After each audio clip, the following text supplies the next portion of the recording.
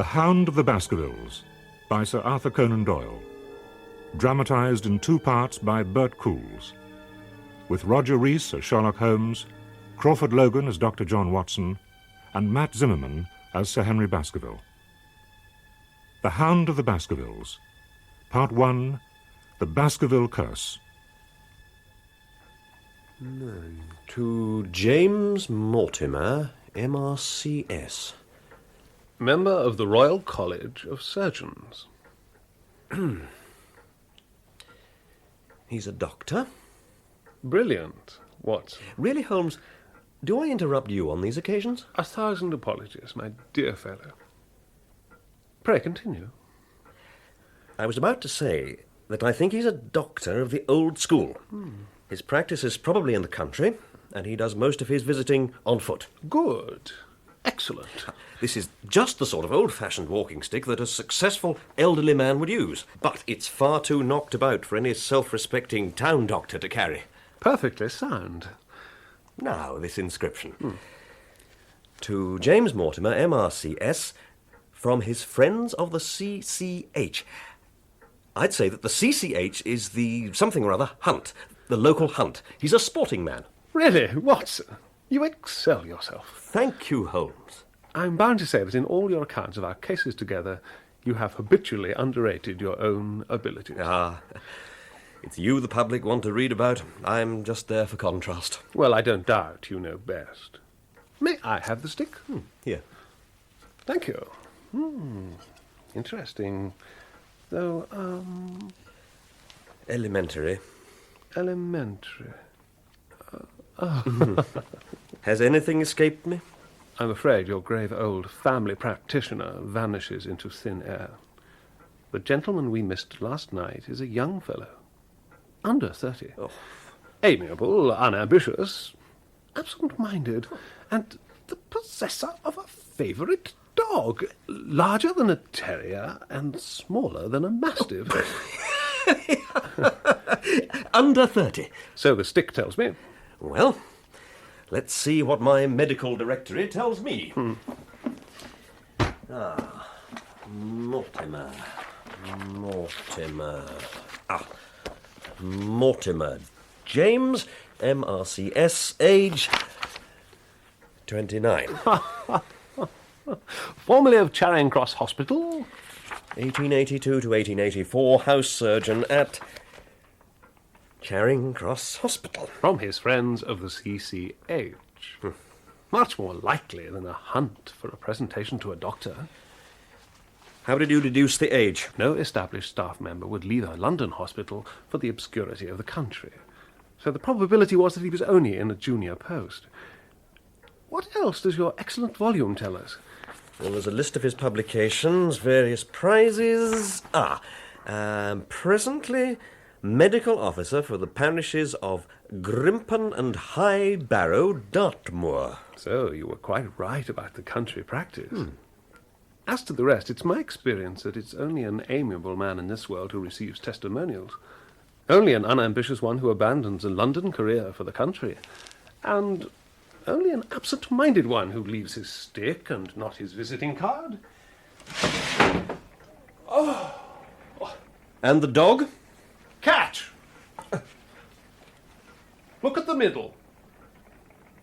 Teeth marks. The dog sometimes carries the stick behind his master. The marks are too broad for a terrier and not broad enough for a mastiff. It may have been... Yes, by Jove, it is a curly-haired spaniel. Oh, really, Holmes? How can you possibly be so sure? For the simple reason that I see the dog himself on our doorstep, and there is the ring of its owner. Now is the dramatic moment of fate, Watson. A step on the stair, a client walking into our lives. Will it be for good or ill?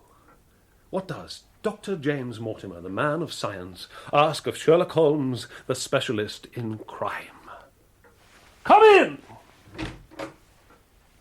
Dr. Mortimer? You have it. I'm so very glad. I wouldn't lose that stick for the world. A presentation, I see. From Charing Cross Hospital? That's correct, Mr. Holmes. Oh, I presume it is Mr. Sherlock Holmes. Yes, indeed. And this is my friend, Dr. Watson. Doctor? You interest me very much, Mr. Holmes. I hardly expected so dolichocephalic a skull, or such a well-marked supraorbital development. Long face, high forehead. Would you have any objection to my running my finger along your parietal fissure? It is not my intention to be fulsome, sir, but I confess that I would dearly love to have your skull for my collection. Please sit down, Dr. Mortimer. Thank you. You are clearly an enthusiast in your line of thought, as I am in mine. Oh. I observe from your right forefinger that you make your own cigarettes. Oh. Have no hesitation in lighting one. Oh, wonderful. Now, I presume that it was not merely for the purpose of examining my skull that you have done us the honour to call here last night and again today. No, sir, no. I have in my pocket a manuscript. I observed it as you entered the room. I would put it at 1730. Oh, I can see that Dr. Watson doesn't exaggerate your abilities. The exact date is 1742. It was committed to my care by the late Sir Charles Baskerville of Baskerville Hall, Dartmoor. I was his friend as well as his doctor. I trust that you wish to consult me about events rather more recent than the middle of the last century. Oh, I assure you that Sir Charles's manuscript is intimately connected with my present problem. He took this document very seriously. I might almost say he was obsessed with it. With your permission, I will read it to you. Oh. Well, if you must. Please do, Dr. Mortimer. We're listening. Of the origin of the Hound of the Baskervilles, there have been many statements, yet I set it down with all belief that it occurred even as is here set forth. In the time of the Great Rebellion of 1641, the manor of Baskerville in the county of Devonshire was held by Hugo, of that name a most wild, profane, and godless man. One Michaelmas, this Hugo stole down upon a local farm and carried off a young maiden to Baskerville Hall. This way, wench! Get your dirty hands off! Quiet, the lot of you! Open that door. What are you going to do with me? Nothing, till you've learned some respect for your betters. Get in there! I'll be back for you later. In the stress of her fear, the poor maiden climbed down from the window of the chamber and ran homeward through the black night across the great Dart moor. When Sir Hugo discovered the cage empty and the bird escaped, he became as one that hath a devil. Release the hounds! No! Let the lass go! Do as I say! By God, I'll run her down like the animal she is! May the hounds of hell take me if I can't! Is any of you man enough to come with me? You bunch of women! On, boy! For some space the revellers stood agape, but at length some sense came to their crazed minds, and the whole of them, 13 in number, took horse and started in pursuit. They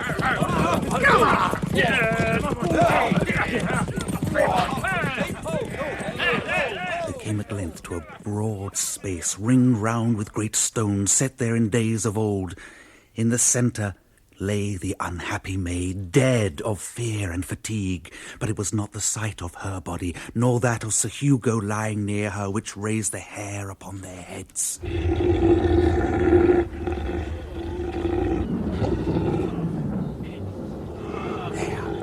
There stood a foul thing, a great black beast, shaped like a hound, yet larger than any hound that ever mortal eye has rested upon.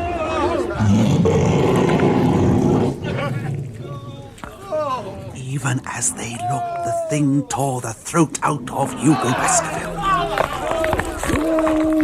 Then, it turned its blazing eyes and dripping jaws upon them. One man died that very night of what he had seen, and the others were but broken men for the rest of their days. Such is the tale of the coming of the Hound, which is said to have plagued the families so sorely ever since, always appearing to herald the death of a Baskerville. Take heed, and remember always this: forbear from crossing the moor in those dark hours when the powers of evil are exalted. Well, Do you find it interesting? to a collector of fairy tales. Then I'll offer you something a little more recent. This is from the Devon County Chronicle of June the 14th this year. It's the report of the inquest on Sir Charles Baskerville's death. The verdict was natural causes, as I remember. That's correct, Doctor. He'd suffered for years from weakness of the heart, changes of colour, depressions. Breathlessness? Yes. If you two have quite finished your consultation, perhaps you'll be kind enough to continue. Sir Charles liked to take a walk each evening in the yew alley in the grounds of Baskerville Hall. On the night of the 4th of June, he went out as usual, but didn't return. Barrymore, the butler, eventually found his body at the far end of the alley. This article contains all the public facts. And pray let me have the private ones. I withheld this information from the coroner's inquiry. Sir Charles was a well-loved man and a great local benefactor, and it's vital that his heir should take up residence and continue the good work. I had no wish to increase the Hall's already grim reputation, so I told rather less than I knew. On the night of the tragedy, Barrymore sent Perkins the groom to fetch me, and I reached the Hall within the hour. The night had been wet, and I easily followed Sir Charles' footsteps along the alley. Halfway down, there's a gate that leads out onto the open moor. He had stood there for some 5 or 10 minutes. How do you know this? Because the ash had twice dropped from his cigar. Excellent. When he moved on, there was a curious change in his footprints. He appeared to be walking on tiptoe. His toes? Why on earth should he do such a thing? I've no idea. How was the body lying? Face down, arms out, fingers dug into the ground, but his face, the features were hideously distorted, almost unrecognizable. Well, that's not unusual in deaths from exhaustion of the heart. But not like that. Dr. Mortimer, all these facts were stated at the inquest. But this wasn't. Barrymore was asked if there were any traces on the ground around the body. He said no. He didn't observe any, but I did, some little distance off, yet still fresh and clear. Footprints? Footprints. A man's or a woman's? Mr. Holmes, they were the footprints of a gigantic hound. You saw this. As clearly as I see you. And you said nothing? What was the use? Are there sheepdogs on the moor? This was no sheepdog. It was enormous. Had it approached the body? No. Was the gate to the moor closed? And padlocked. How high is it? About 4 feet. What marks did you see by the gate? None in particular. If only I'd been there! That path on which I might have read so much has long since been smudged by rain and defaced by the clogs of curious peasants. Why didn't you call me in? I didn't want to make this public knowledge. I've explained my reasons. And besides... Well? There is a realm in which the most acute and experienced of detectives is helpless. You mean the thing is supernatural? Shortly before Sir Charles's death, several people had seen a curious creature upon the moor. They all agree that it was huge and luminous, exactly corresponding to the hellhound of the legend. But there's a reign of terror in the district. It's a brave man who will cross the moor at night. If this matter is beyond nature, it's certainly beyond me. If you hold these views, why have you come to consult me at all? Because I want you to advise me as to what I should do with Sir Henry Baskerville, who arrives at Waterloo in exactly 1 hour and a quarter. Is he the heir? The sole heir. Sir Charles's nephew. There are no other living relatives. He's a young man who spent most of his life farming in Canada. Now, Mr. Holmes, what is your recommendation?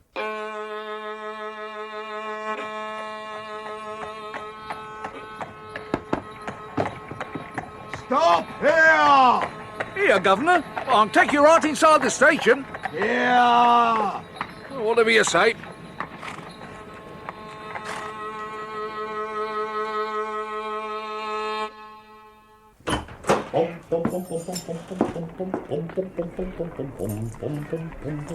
Dr. Watson? Can I have a word with you, please? Good evening, Mrs. Hudson. Oh, dear. What's he done now? Oh, it's the usual thing. It's the smell, Doctor. It gets everywhere. It wouldn't be so bad if he'd only open a window. It can't be good for him. All right, Mrs. Hudson. I'll deal with it. Oh, Mrs. Hudson, the gentleman who called today will be coming back tomorrow morning and bringing Sir Henry Baskerville with him. 10 o'clock. I suppose that means I'll have to have that dog in my kitchen again. If it's not one smell, it's another. I'll see what I can do. Holmes? Good Lord!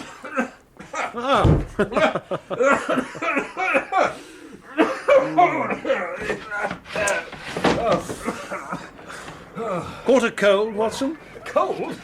It's this poisonous atmosphere. What the devil is it you put in that pipe? You've been at your club all day, I perceive. Please, Holmes. I suppose it is pretty sick, now you come to mention it. Thick. It's intolerable. Mrs. Hudson is about to throw us out. Oh. I do wish you'd find some other aid to concentration. If you're quite done trying to reform me, Doctor, come and have a look at this. There. Baskerville Hall. It's very isolated. Apart from the prison, there are only a few scattered houses within a radius of 5 miles. Most of them are here in the hamlet of Grimpen, where our cranially obsessed friend, Dr. Mortimer, has his headquarters. The excellent Devon County Chronicle provides a useful list of local residents. Mortimer apart, the only men of education seem to be Arthur Frankland, retired, and Jonathan Stapleton, the noted naturalist. It must be a wild and lonely place. Yes, the setting is a worthy one. If the devil did desire to have a hand in the affairs of men... Oh, surely you're not going over to the supernaturalist, too? The devil's agents may be flesh and blood, may they not? Do you think Mortimer will do as you asked and not mention this hellhound nonsense to Sir Henry? I believe so. He seems extremely anxious to establish a young man in Devonshire. You suspect some hidden motive?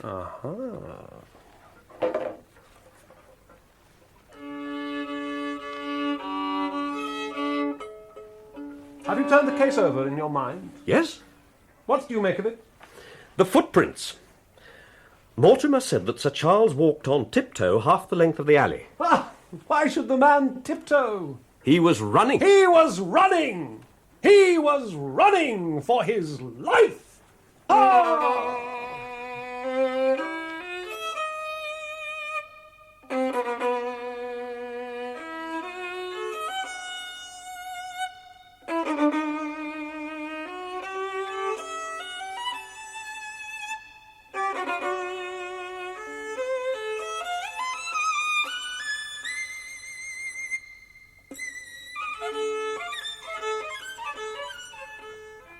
Mr. Sherlock Holmes.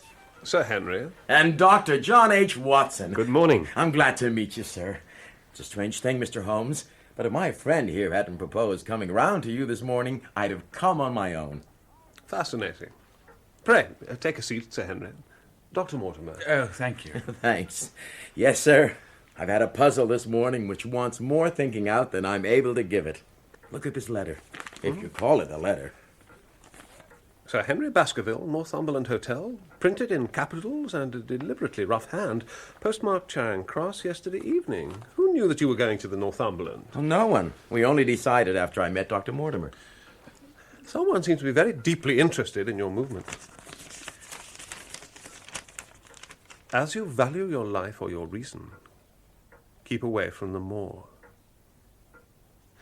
Watson? Words cut out of a newspaper. And anonymous, of course. The newspaper was the Times. How in the world do you know that? I presume, Doctor, that you could tell the difference between the skull of a Negro and that of an Eskimo? Oh, of course, the differences are obvious. As with skulls, so with newspapers. The differences are equally obvious.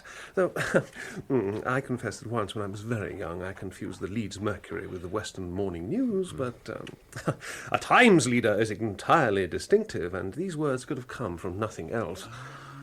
Well, if that isn't smart. Identifying the paper is a valuable clue to the sender. He was an educated man who wished to pose as an uneducated one.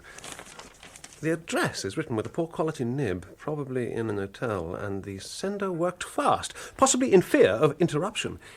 It may well be somebody known to you, or whom you will shortly come to know. How can you possibly say that? Why else disguise his writing? The paper is cheap and plain and carries no watermark. Hello? What's this? Well? Nothing. I think we've drawn as much as we can from this curious communication. Incredible. Commonplace. But now, Sir Henry, has anything else of interest happened to you since you've been in London? Why, no. You've not noticed anyone following you or watching you? I seem to have walked right into the thick of a dime novel. Why should they? We're coming to that. You're sure you have nothing else to report? Well, it depends what you think worth reporting. Anything out of the ordinary routine of life? Well, I don't know much about British life yet, but I hope that to lose one of your boots isn't routine over here. Ah, you've lost one of your boots. Brand new, too. Never been worn. I put the pair outside my door last night for cleaning, and there was only one in the morning. Ridiculous. It's just mislaid. You'll find it as soon as we get back to the hotel. Well, I hope you're right. And now, it's high time you kept your promise and gave me a full account of exactly what we're all driving at.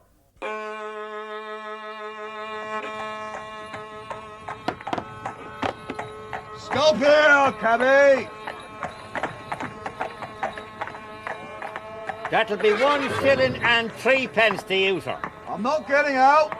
We'll stay here. But you just want to wait here, you mean? But what's so fascinating about the middle of Baker Street?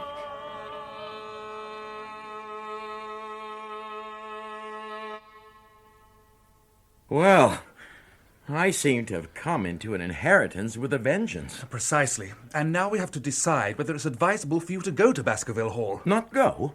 Why shouldn't I go? Well, there seems to be danger. Do you mean danger from this family fiend or from human beings? That's what we have to find out. Whichever it is, my decision is fixed. There is no devil in hell, sir, and there's no man upon earth who can prevent me from going to the home of my own people. And you may take that to be my final answer. Excellent. Well said, Sir Henry. Meanwhile, why don't you and Dr. Watson here come round to my hotel and lunch with us, say at 2. I'll be able to tell you more clearly then how this whole thing strikes me. Is that convenient to you, Watson? Perfectly. Then, thank you. You may expect us. Watson, Shall I have a cab called? I think I prefer to walk. Mortimer? I'll join you with pleasure. Then we'll meet again at 2 o'clock. Au revoir. Good morning. Good morning, gentlemen. Gentlemen. Well, he certainly seems to have inherited the Baskerville spirit. Quiet, Watson. What? Shh, shh, shh. Your hat and boots, Watson. Quick! Not a moment to lose. There. The hansom, you mean? It's been dogging their footsteps as diligently as we have, though rather less subtly. They're moving on again. And so is the cab. You're right, Holmes. Whoever's in that hansom has been shadowing Sir Henry since yesterday morning. Can we risk trying to get a glimpse of him? Or her. Come on, Watson.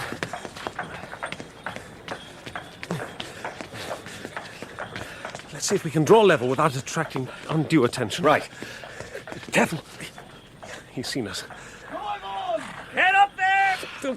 Damn! Bad luck and bad management, too. Did you see him? There's just a glimpse. Stocky man with a black beard. What a pity we didn't get the number of the cab. Do you seriously imagine that I neglected that? 2704 is our man. Then at least we can talk to the cabbie. We've got something. Villains, thieves. I've a good mind to pack myself up and move straight round to the Savoy. My dear Sir Henry, whatever is it? Ah, gentlemen, it seems to me they're playing me for a sucker in this hotel, but they'll find they've started in to monkey with the wrong man. Still looking for your brand new boot? No, sir, for one of my favorite old ones. What? You surely don't mean to say that... Oh, yes, I do mean to say. Yesterday, a new boot. Today, an old one. What the devil's going to disappear next? Oh, excuse me. It's hardly a matter to trouble you gentlemen with. I think it's well worth troubling about. But here is Dr. Mortimer, and lunch awaits. And then Watson can entertain you with the adventure of the informative cabbie. What? After you, Sir Henry. It was the purest luck. We marched into the cab office to ask about 2704, and there the man was, coming off his shift. John Clayton. Rough-looking sort of chap, Irish. And the fellow said, I've driven my cab this 7 years and not a word of complaint. He seemed to think I was anxious to have him dismissed. He changed his tune when we offered him half a sovereign, though. Well, I've had a good day and no mistake. And Holmes said, "Now, my good fellow, tell me all about the fare. You followed the two gentlemen down Regent Street this morning." Well, sir, he told me he was a detective. A detective? That's right, sir, and I'd heard of him, too. His name was... Mr. Sherlock Holmes. The cunning rascal. Are you sure he was following us? Quite sure. Dr. Mortimer, have you amongst your neighbours or acquaintances on Dartmoor any man with a full black beard? Why, yes, Barrymore, Sir Charles's butler, has just such a beard. Clayton described his fare as...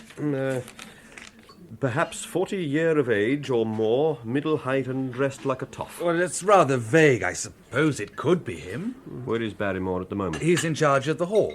We must find out if he really is there. How can you do that? By sending a telegram, care of the local office, to be delivered into his hands only.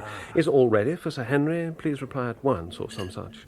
That should let us know by this evening if he's at his post or not.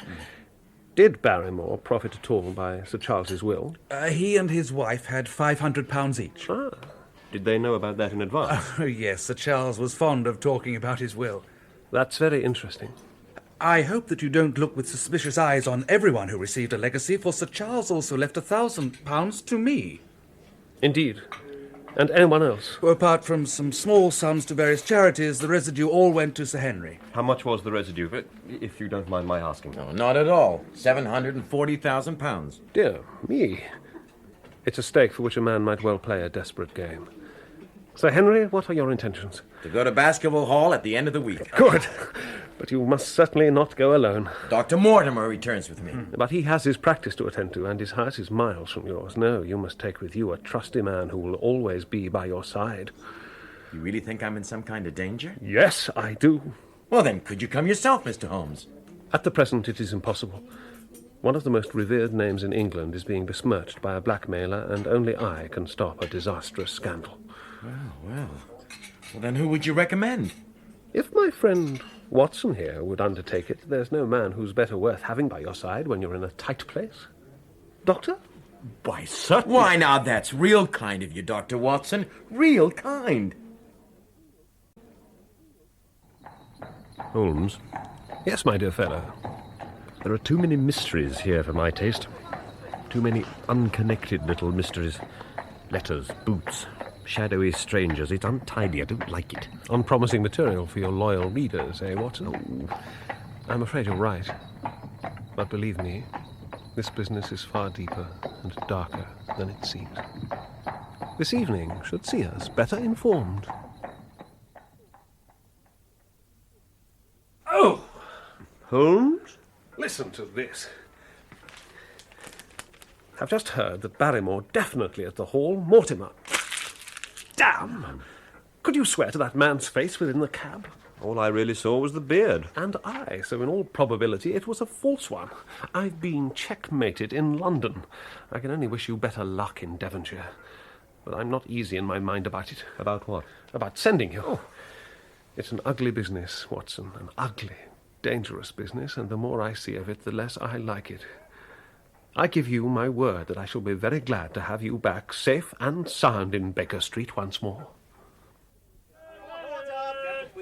I'll send back regular reports. Information on the neighbours and the staff and the district. And anything new on Sir Charles's death? Yes. And please do your best to curb your novelist's romanticism. That can wait until after we've achieved a happy ending. Facts. Thank you. Are you armed? Yes, I thought it best. Good. Never relax your precautions. The curly-haired spaniel and his companions. Good morning, Sir Henry. Doctor? Morning. Gentlemen. Morning. Good of you to come and see us off, Mr. Holmes. Were you followed to the station? Oh, no, sir. Your bearded friend, Mr. Sherlock Holmes, seems to have given up the chase. I beg you to take this matter more seriously. Very well. And remember, you must not go about alone. There may be great danger. I'll remember. Above all else, recall the words of the legend. Keep away from the moor in the hours of darkness. when the powers of evil are exalted.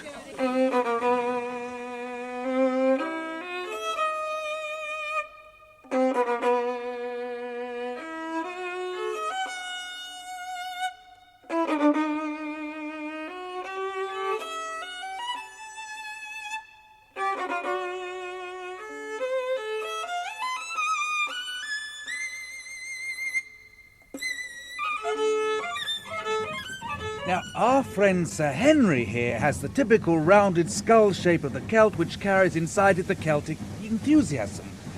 Poor Sir Charles's skull's a very different type, half Gaelic, half Ivernian. Well, that's very rare. Well, yes, I imagine it is. Oh, he doesn't like the train, do you, boy? Poor old chap. What's his name, Mortimer? Yorick. Poor old Yorick. Easy boy. Watson, Yes, Sir Henry. what do you make of all this business? Am I really going into danger? Holmes thinks so. I want to know what you think. Is the family fiend going to get me? I've no time for ghost stories. Sir Charles took the matter very But seriously. something is going on. You were followed in London, I saw no one. and that letter. As you value your life or your reason, keep away from the moor. I think that there is some danger waiting for you, and whatever I can do to see you through it, I shall. Well, Doctor, you're my first bodyguard as well as my first house guest. Baskerville Hall. I can't wait to see it. That and the moor. Well, your wish is easily granted. We're coming up to the edge of the moor now. There's your first sight of it. My God. It's fantastic. It's in your blood. The Baskervilles have held sway here for centuries. You're coming home. Nothing's going to take this away from me. Nothing and nobody.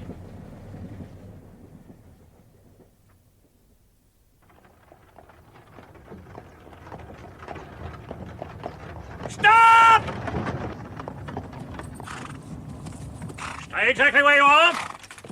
Make no sudden moves. Your names, please. We are Doctors Watson and Mortimer, and this gentleman is Sir Henry Baskerville, the new master of this estate. Sir Henry. Good afternoon, Sergeant Martin, sir. All right, lads. No search on this one. I said no search, Corporal Harvey. Sorry, sir. Carry on, Sir Henry. Sorry about the delay, sir. Perkins. Oh, yes, sir. On there. Would somebody please explain that charming little reception committee? Well, soldiers on the roads usually means an escape from the prison. Perkins? Oh, that's it, sir. He's been out 3 days now. Selden, his name. Selden? Selden, the Notting Hill murderer? That's him, sir. You know him, Watson? One of yours, Oh, was he? No, Scotland Yard had no trouble coping with him. He was a vicious killer. I thought you hanged people like that. There were doubts about his sanity. Well, sane or not, I don't think much of his chances if he's living rough out there somewhere. It's beautiful. But I guess beauty can't conceal treachery, eh, Watson? And danger, too. That wind's coming up.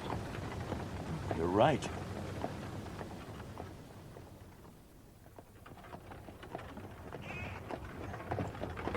Have you ever seen countryside to match it, Watson? Never.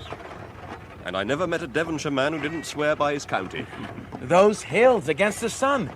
It's like a painting. Are those buildings, Mortimer, on the summits? Ruins. Stone huts and shelters. Prehistoric, mostly. Prehistoric. Ah, this looks like something more modern coming up. What is it, Mortimer? A gateway? It's pretty impressive. Just wait till we're properly in position. Then you'll see something. We'll stop for a moment, Perkins. You know where. Aye, Doctor. Whoa there.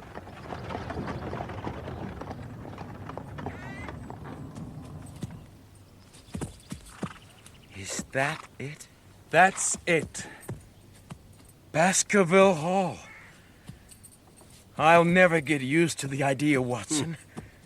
I own that. This is the best view of the place. Your uncle always said that one's first sight of the hall should be from the end of... from here. From the end of the yew alley. Yes. Drive on, please, Perkins. Sir.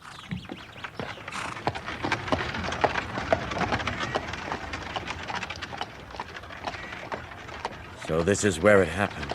Yes. Is that the side gate, Mortimer? The gate to the open moor? Yes. Sir Henry, I'm sorry. Not a bit, Mortimer. He waited there. Then he ran. Away from the house. Sir Henry? Are you all right? Yes. Yes, sure. No wonder my uncle felt so uneasy all the time. This place is enough to scare any man. I'll have a row of electric lamps up here inside of 6 months, and you won't know it again. Well, here we are. Looks like another reception committee. Well, more friendly than the last one, I hope. Oh, there!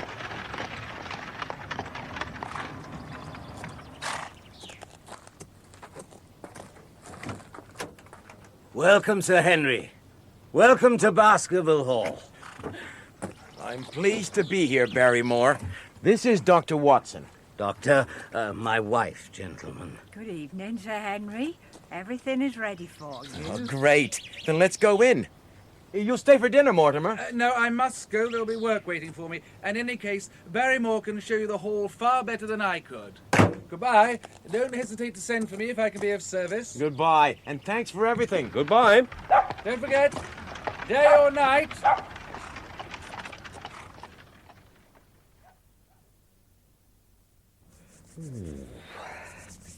Look at it, Watson. It's just the way I imagined it. To think that my people have lived here for over 500 years. Yes. And by the look of him, Barrymore's been here almost as long. What do you make of him? I don't know yet, but he certainly could have been the man in the cab in London. We must check about that telegram. If this were a dime novel, he'd be our man for sure. Shh, here he comes. My wife will have dinner ready in a few minutes, sir. Please, follow me. The dining room, gentlemen.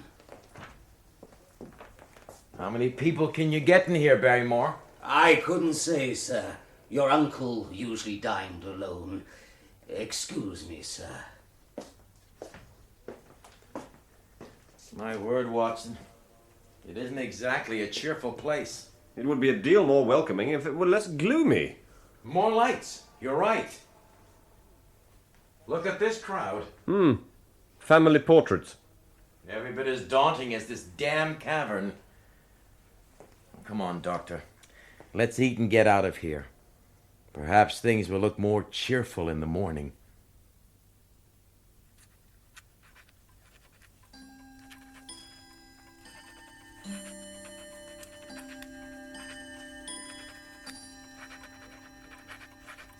My dear Holmes, we encountered no trouble on the journey down, which I spent becoming better acquainted with my two companions and Mortimer's spaniel. I find myself more and more impressed by young Sir Henry. As I looked at his expressive face, eagerly taking in the details of everything that was so new to him, I saw more than ever how true a descendant he is of that long line of high-blooded, fiery, and independent men. If there is truly a difficult and dangerous time ahead of us, he is a comrade for whom one would gladly venture to take a risk, knowing that he would bravely share it. But I do not need your powers of deduction to detect the words, "Facts, Watson, facts," forming on your lips. So, facts. We arrived here at dusk. Baskerville Hall is gloomy and forbidding, and the surrounding landscape is like something out of a fantastic dream. The Barrymores are distant and reserved. Sir Henry seems understandably subdued. Tomorrow I shall begin to follow your instructions and start gathering information. For the present, I wish you good night.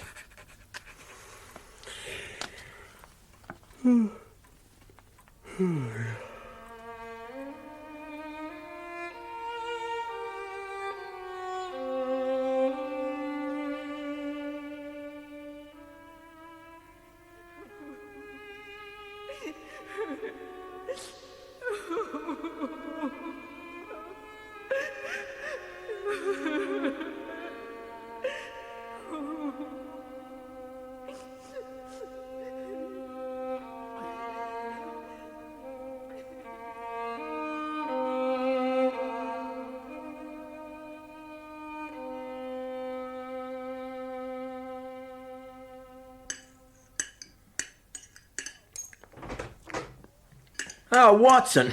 Good morning. Good morning. Look at this place. Have you ever seen such a difference in a room? The sunlight does brighten it up, it's true. That paneling's glowing like bronze.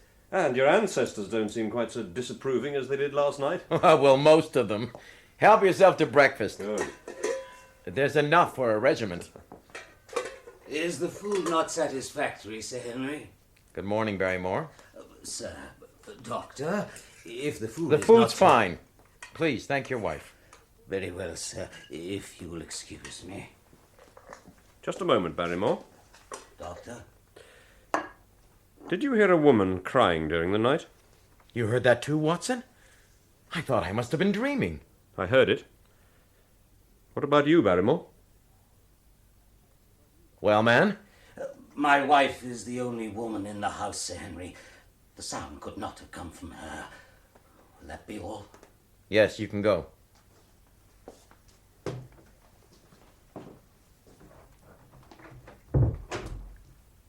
I'm certain I heard that crying. You did.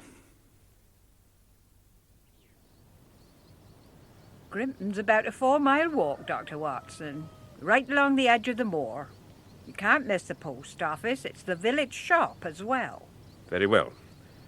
Thank you, Mrs. Barrymore.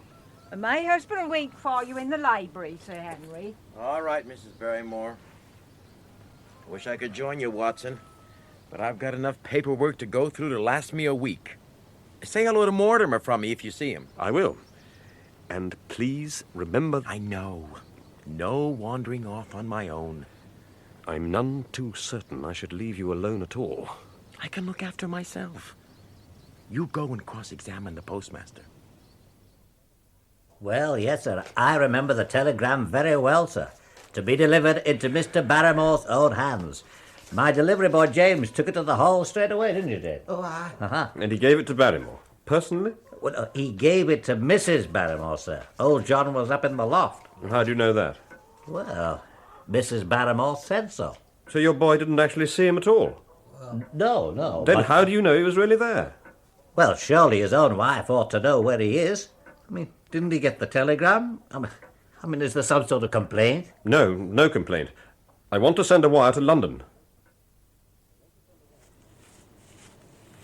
Dr. Watson? Dr. Watson! Yes? What is it?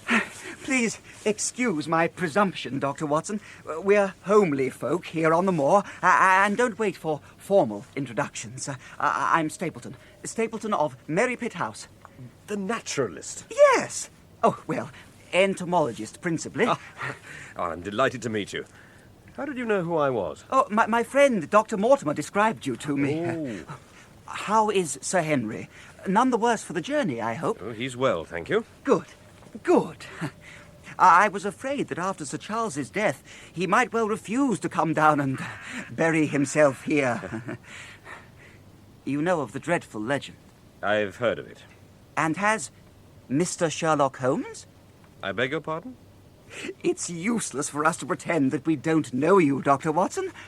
You could hardly celebrate your detective without becoming famous yourself. If you're here, it follows that Sherlock Holmes is interesting himself in the matter. I'm afraid I can't comment on that. Oh, of course not. Of course not. Now, if you'll excuse me... Well, I'll walk with you, if I may.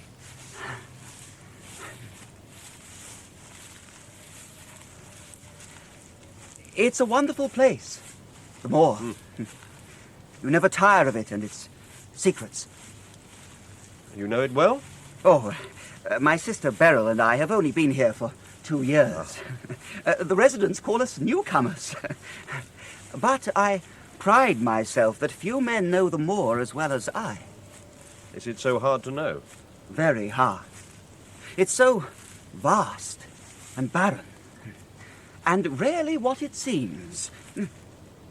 Look at that great plain to the north. A fine place for a galloper. That thought has cost folks their lives before now. Their lives? That plain is the Great Grimpen Mire. It's a maze of marsh and quicksand. One false step means death. Those low hills are really islands. Oh, I've had some rare specimens from there. You've crossed it, then? Oh, many times. I'll try my luck at it someday. For God's sake, put such an idea right out of your mind. Your blood would be on my head.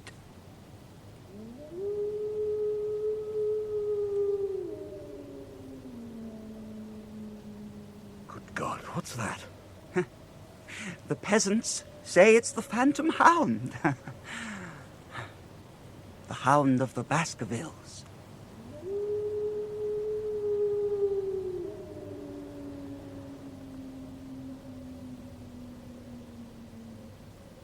Queer place, the moor. That was the weirdest thing I'd ever heard in my life. Oh, it's the mud settling or the water rising or something. Don't move. What?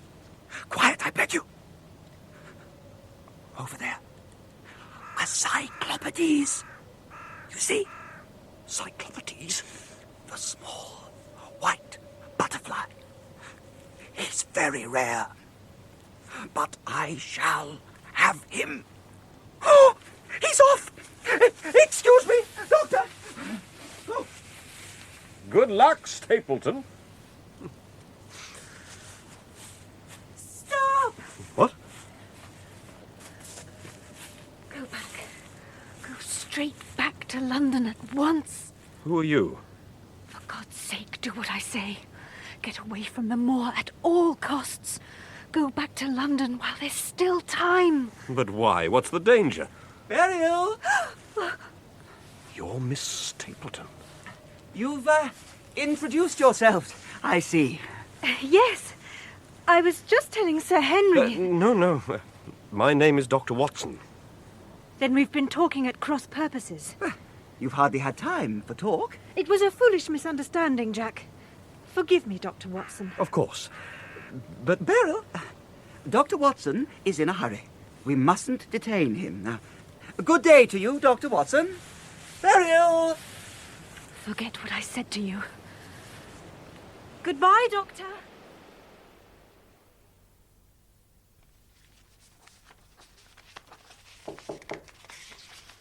Oh, Watson, come in. Good walk. I'm not interrupting. Yes, you are. And very welcome it is, too. I'm not cut off for all this paperwork. Did you run into Mortimer? No, but I met the Stapletons. The bug collector and his sister. What are they like? Oh, he's a rather nervous sort, jittery. What about her? Well? She is one of the most beautiful women I've ever seen. You don't say. Oh, yes. And what's more, she mistook me for you. Well, we can't have that. I'd better arrange for her to meet the real thing, and as soon as possible. It sounds wonderful. Oh, Canada's a rare country. But I'm a Devonshire man at heart. I'm delighted to hear it. We need a Baskerville at the Hall. Is it the countryside that attracts you, or the people? Oh, definitely. Both. Stapleton's right. It's good to have you here. Thank you, Franklin. I hope you'll exercise a firm hand. The local people will respect you for it. Mr. Franklin is a firm believer in the power of authority, Sir Henry. What I believe in is the law. Too many people these days seem to think they can carry on exactly as they like. Don't you agree, Watson? That's certainly true of London. I don't know about down here. They have to be shown what's right and what's wrong. How many cases have you got on at the moment, Franklin? Cases? Mr. Franklin delights in litigation. Is it 6 or 7, Mr. Franklin? 7, Miss Stapleton, 7. Good heavens. And I warn you, Mortimer, if you dig up any more skulls from that barrow on Longdown, I'll have you for opening a grave without the permission of the next of kin. What do you think of our county, Dr. Watson? Oh, the moor is astonishing. I think that its spirit and its moods affect everything here. That sounds rather sinister. Oh, no, that's not what I meant. It has charm as well as mystery. And beauty, too. Well, I, for one, will happily drink to the beauty of the moor.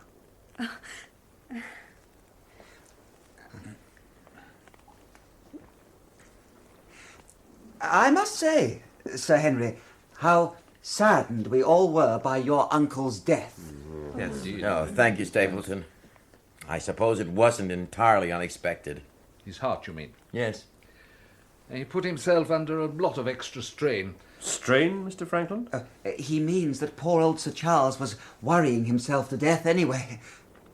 I'm sorry, Sir Henry, but it's true. What do you mean? He's talking about the Hound. I'm afraid he was quite obsessed with the legend. Well, he was an old man. He lived alone. He had some strange notions. Many of the local people believe in the Hound.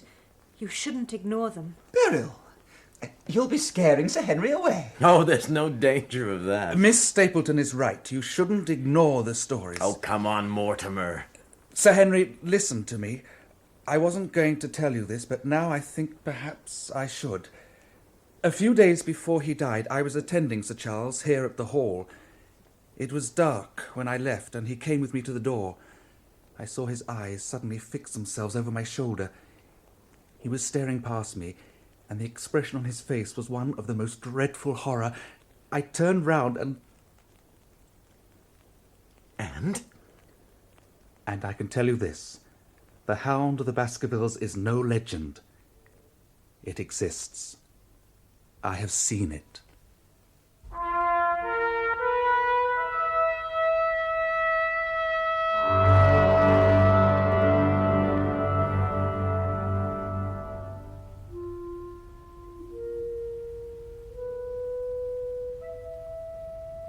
That was part 1 of The Hound of the Baskervilles by Sir Arthur Conan Doyle, dramatised in 2 parts by Bert Coules.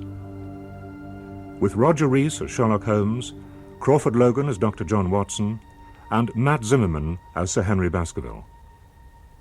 Sir Charles Baskerville was played by Norman Bird, Stapleton by Jonathan Taffler, Dr. Mortimer by Peter Craze, Beryl by Caroline Gruber, and Barrymore by Richard Tate.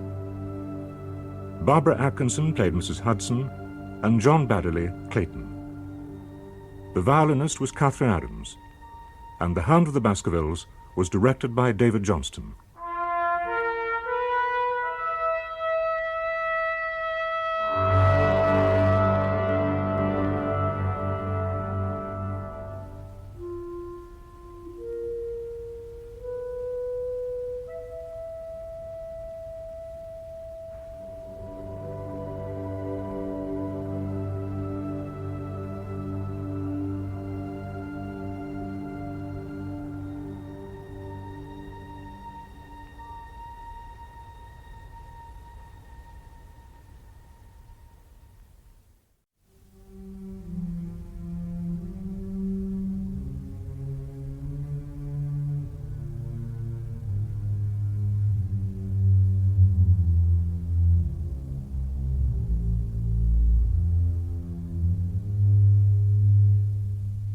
It was a few days before he died. Sir Charles was staring past me, and the expression on his face was one of dreadful horror. I turned round. And? And I can tell you this. The Hound of the Baskervilles is no legend. It exists. I have seen it.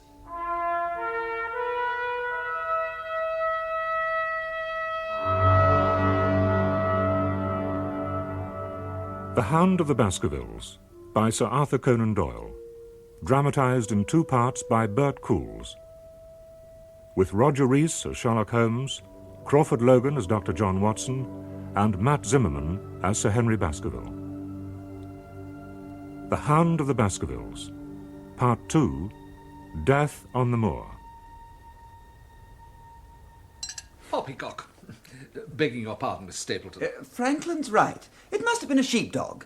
Or a wild calf wandered in from the open moor. It was a huge black hound. Its eyes and mouth were on fire. Why didn't you mention this in London? Or would you have believed me then any more than you believe me now?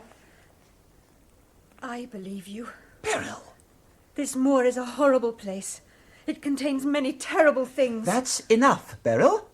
What do you think of all this, Watson? Obviously, Dr. Mortimer saw something. Yes, the bottom of several bottles from Sir Charles's cellar. I know what I saw. It killed your uncle, Sir Henry, and now it's waiting for you. It's out there now, waiting for you. Good shot, Watson. Well, this is no contest, I'm afraid. Hard luck. Luck has nothing to do with it. It's been quite an evening. I don't know what to make of Mortimer. He seems sincere enough. Well, maybe he'd been round my uncle too long. Some of the old boy's ideas were starting to rub off. We mustn't let this nonsense about the Hound blind us to the other business. You still think I'm in some kind of danger? We've been here a week and nothing's happened. You were shadowed around London. You received an anonymous letter threatening your life. Something is happening. What did you think of her? I thought your mind wasn't on the game. Brilliant deduction. It can't be much of a life for her down here. I wonder if she's lonely.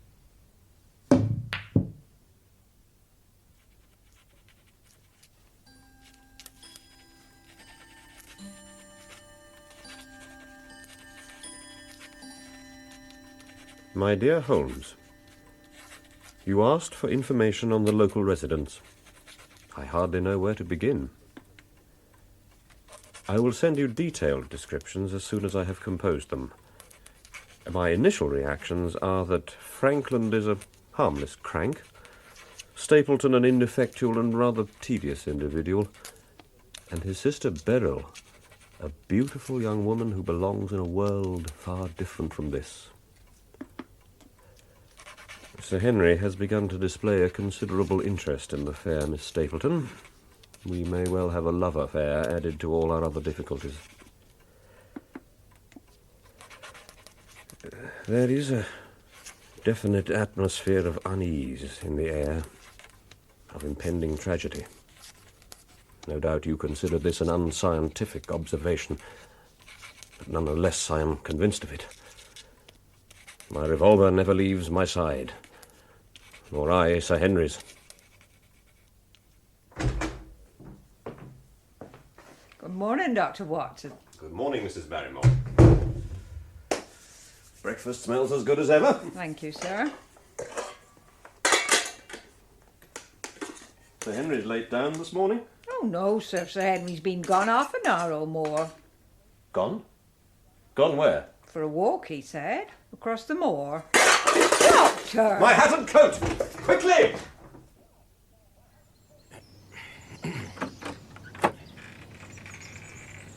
Good morning, Beryl.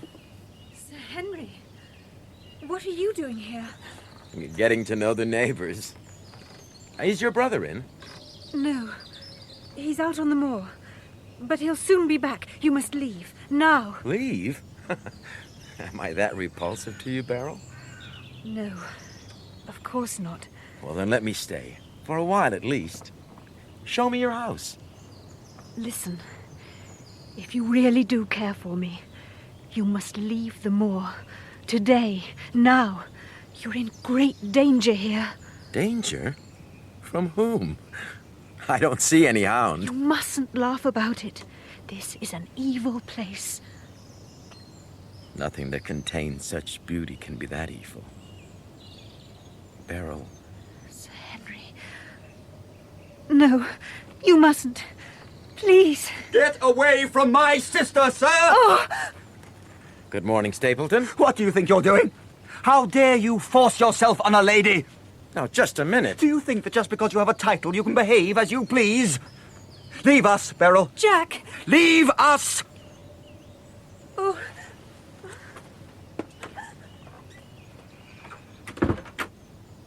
Now, explain yourself, sir. No, Stapleton. You explain yourself. By God, if you weren't the lady's brother, I'd take my fists to you for your insolence. Leave, sir. You'll not touch so much as the tips of her fingers. Are you going? You pathetic little fool. What right have you to keep her from me? A brother's right.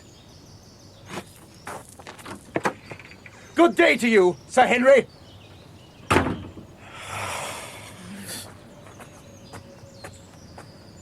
Sir Henry! Watson! Sir Henry! Are you all right? Where the devil have you dropped in from? I followed you. You shouldn't have gone off alone. Alone? Anything but, it seems. Come on. Let's walk back together. You can protect me. She may have some more relatives about.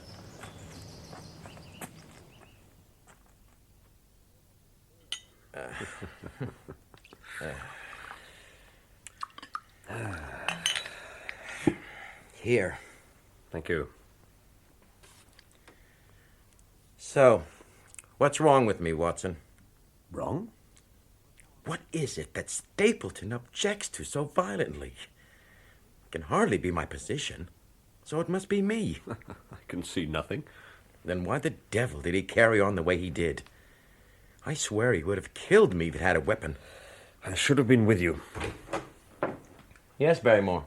Mr. Stapleton, Sir Henry. Well, well, well. Show the gentleman in. I'll go. No, please don't. I may well need a second. Mr. Stapleton.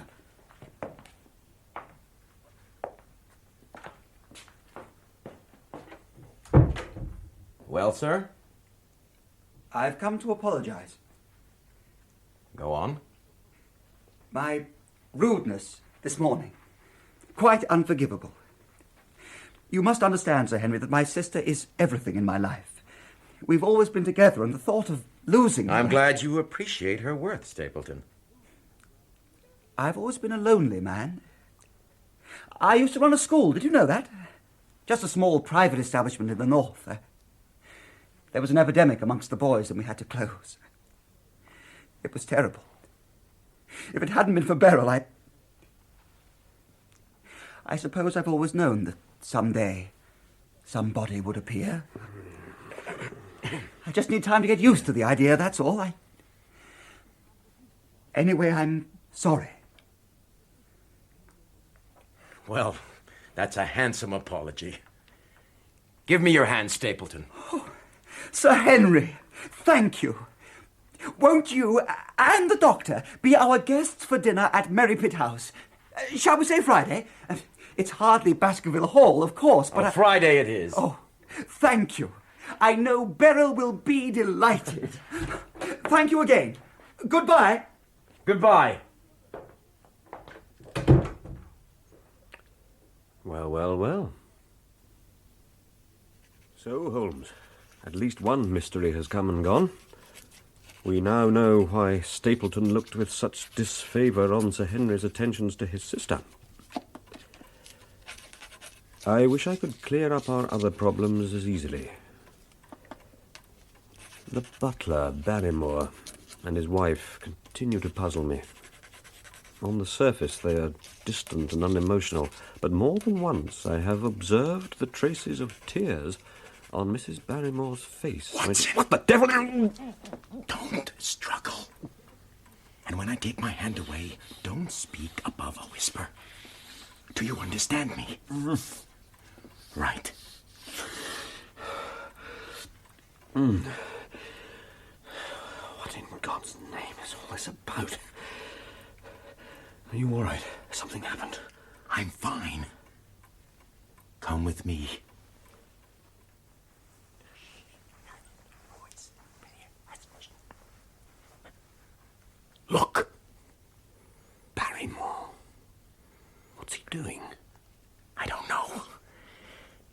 being damnably secretive about it. Wait here, Watson. Barrymore, what are you playing at? Nothing, sir. It was the window. I go round every night to see that they're fastened. On the second floor? Yes, sir. All the windows. Give me the candlestick, Barrymore. Sir Henry? Do as you're told. What are you up to, Watson? I thought so. Look, out on the moor. Another light. It's nothing, sir. Nothing at all. Nothing, is it? Move your light again, Watson. The other one moves with it. A signal. Speak up, Barrymore, or you leave my employment right away. Tell him, John. Eliza, no! Tell me what? John has done nothing except for my sake and because I asked him. Speak out, then. What does all this mean? My unhappy brother is starving out on the moor. The light is a signal that food is ready for him. Your brother is Selden, the escaped convict. Yes, sir. Every second night we signal, sir. And if there's a response, I take out some bread and a bit of meat. Every time we hoped that he'd be gone, but as long as he was there, I couldn't desert him. I know he's done terrible things, but he's ill, sir. He's sick. Eliza. So you see, sir, if there is blame in the matter, it doesn't lie with my husband, but with me. It was for my sake he's done all that he has. Is this true, Barrymore? Yes, Sir Henry. Every word of it. Well, I can't blame you for standing by your own wife. You can forget what I said. Thank you, sir. Go to bed, you two. We'll talk further about this in the morning. Oh, thank you very much, Sir Henry. Thank you. Good night, sir.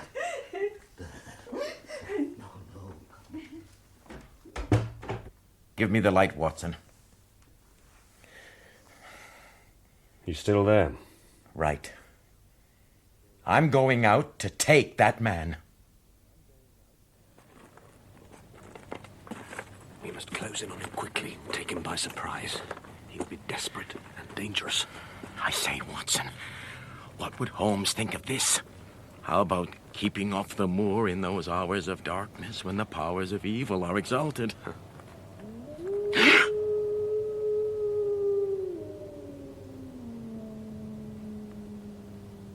Great God! What was that? I don't know. Just a sound they have on the moor. Watson,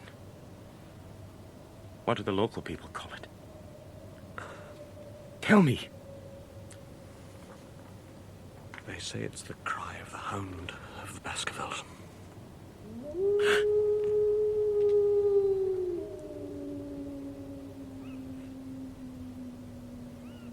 Heralding the death of a member of the family. Shall we turn back? No, by thunder. We've come out to get our man, and get him we shall.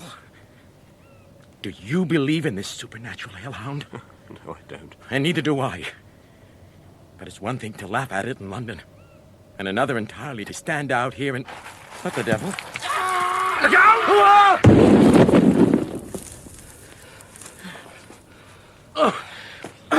My God, Watson! I owe you my life. Are you injured? No. You? No. He must have been right above us. Watching us all the time.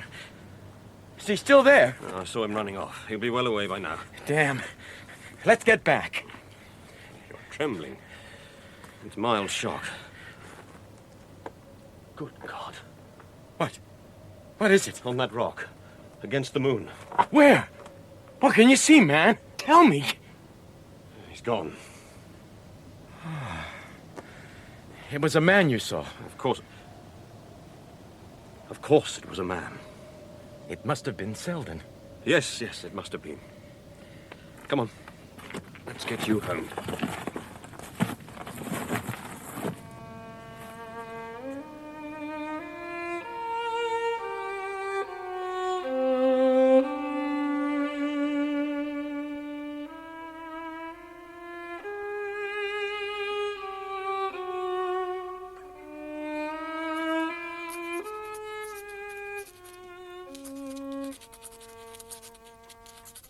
It was not Selden, Holmes. I caught a glimpse of the convict as he pushed the rock. A small, twisted figure with long, matted hair and beard. What I saw was the silhouette of a tall, thin man, standing with his arms folded and his head bowed. He might have been the very spirit of that terrible place. Can he be the source of the danger I feel so keenly? I have said nothing of this to Sir Henry. Watson, I want your opinion. The Barrymores here think it was unfair of us to go after Selden. Indeed. I didn't think you would take advantage of our confidence, Sir Henry. Yes, so you've said. Mrs. Barrymore, tell the doctor what you told me. Oh, yes, sir. Well, we've made all the arrangements, Doctor, and in a few days my unhappy brother will be on his way to South America. I beg you not to tell the police that he's still on the moor. He'll never trouble anyone again, I assure you, Doctor. I'm worried about those isolated houses. The Stapletons. He wouldn't do anything so mad, sir. Give him away at once. I don't know. What do you say, Watson? If he was safely out of the country, I suppose it would at least relieve the taxpayer of a burden. That's true. Okay, Barrymore. God bless you, sir. Oh, thank you, Sir Henry.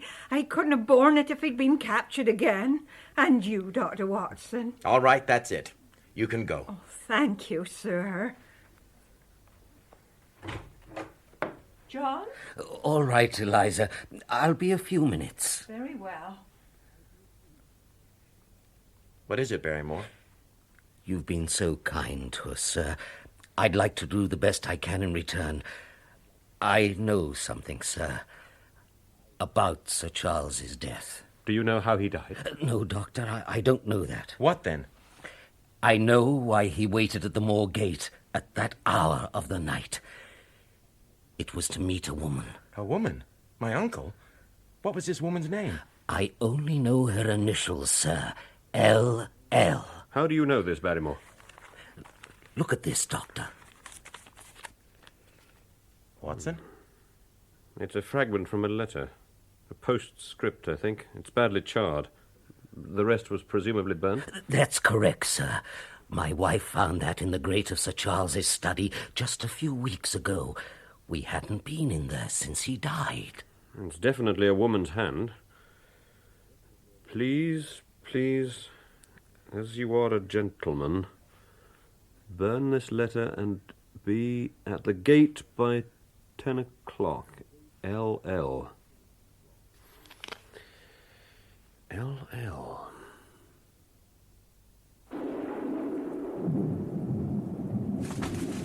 Here you are, Dr. Watson. You can't go out without an umbrella in weather like this. Thank you. What a terrible day. I'm sure he's all right, Mrs. Barrymore. Thank you, sir. I pray you're right. We put some food out last night and it had gone by this morning. There, you see? Yes, sir. Unless it was the other man who took it. You know about the other man. Have you seen him? No, sir. My brother told me about him a week ago or more. He doesn't know who he is. I don't like it, Doctor. I tell you straight, there's some villainy brewing. I can feel it. I wish Sir Henry would go back to London where it's safe.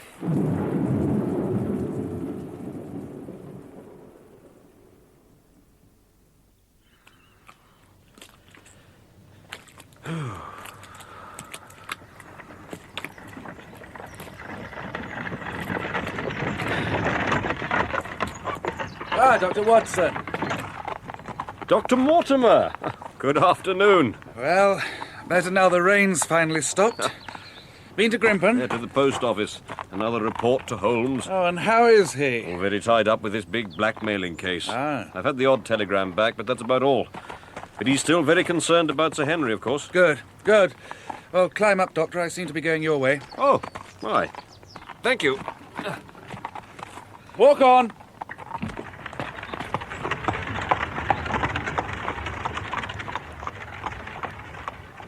Forgive me, but is everything all right, Mortimer? Oh, I'm sorry, Watson. I'm not very good company. I'm really worried about my poor little spaniel. Yorick? Is he ill? He's disappeared. Oh. Wandered out onto the moor and never came back. Oh, I'm sure he'll turn up. You know what dogs are. I had a bull pup once. Was always wandering off somewhere. Used to drive Holmes wild. It's kind of you to try to cheer me up, Watson, but he's gone, I'm sure of it. The moor can be deadly. I've seen full-grown ponies sink to their death in the Grimpen mire. Poor little chap wouldn't have stood a chance. Mortimer? You must know just about everyone who lives round here. Is there a woman with the initials LL? L.L. No, there isn't. Not in Grimpen or around. There is Laura Lyons, but she lives in Coombe Tracy. That's some miles away. Laura Lyons? Who's she? Well, she's old Franklin's daughter. But he won't have anything to do with her. She married without his permission, and then the fellow deserted her. Huh? So between the old sinner and the young one, the girl's had a pretty bad time of it. How does she live? Well, a story got about. Several of the people here did something to help. Stapleton did, for one. Myself, and a few others. And Sir Charles, of course. Please sit down, Dr. Watson. Thank you. How can I help you? It's about the late Sir Charles Baskerville. Did you know him? I owe a great deal to his generosity. But for Sir Charles and a few other kind people, I might well have starved. Did you correspond with him? What is the object of these questions? The object is to avoid a public scandal. A scandal? The matter is a delicate one. Surely it's better that we talk quietly about it here rather than have it pass out of our control. Very well. I'll answer. Did you correspond with Sir Charles? I wrote to him once or twice to thank him for his kindness. Did you ever write asking him to meet you? Certainly not. Not on the very day of his death? No. No. I'm truly sorry to press you, Mrs. Lyons. I wouldn't do so if the matter were not of great importance. Please look at this. Is there no such thing as a gentleman? You do Sir Charles an injustice. He did burn the letter as you asked. This scrap is all that remains. Oh, why should I deny it? I'm not ashamed of what I did. I must ask you for the details. A great deal may hang on your words. Very well. I'll tell you all I can. Full details in my next report. Watson. There, Postmaster. Will be sent straight away. Very good, sir. That'll be 1, 2, 3, 4, 5, 6, 7. 1 shilling and 9pence. Thank you, James. 1 shilling and 9pence, please. Thank you. Thank you. Is there anything for me from London? Yes, there is, Doctor. Sent this morning from Baker Street.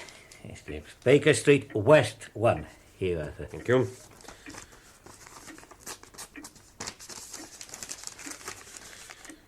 Please, no more romancing. Facts, facts, facts. Holmes.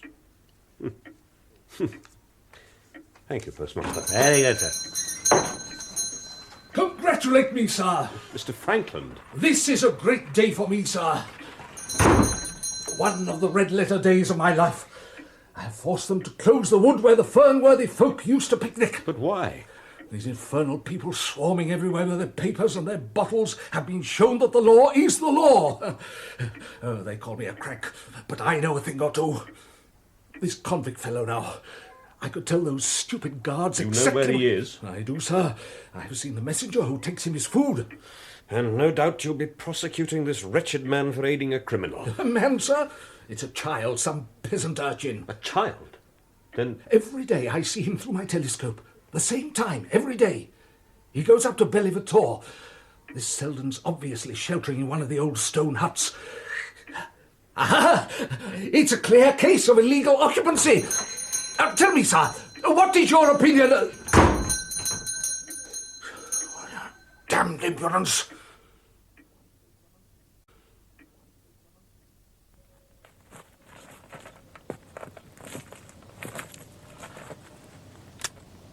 Come out of the hut very slowly. I am armed. I want to know who you are and why you've been following Sir Henry Baskerville. Do you hear me? Very well.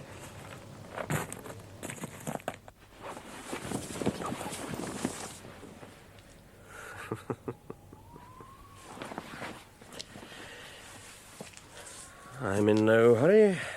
I can wait.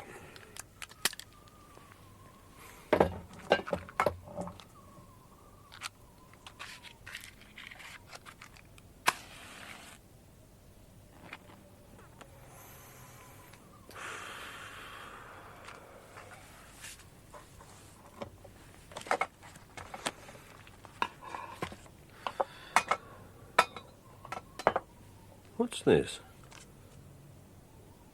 Dr. Watson has gone to Coombe Tracy. My God.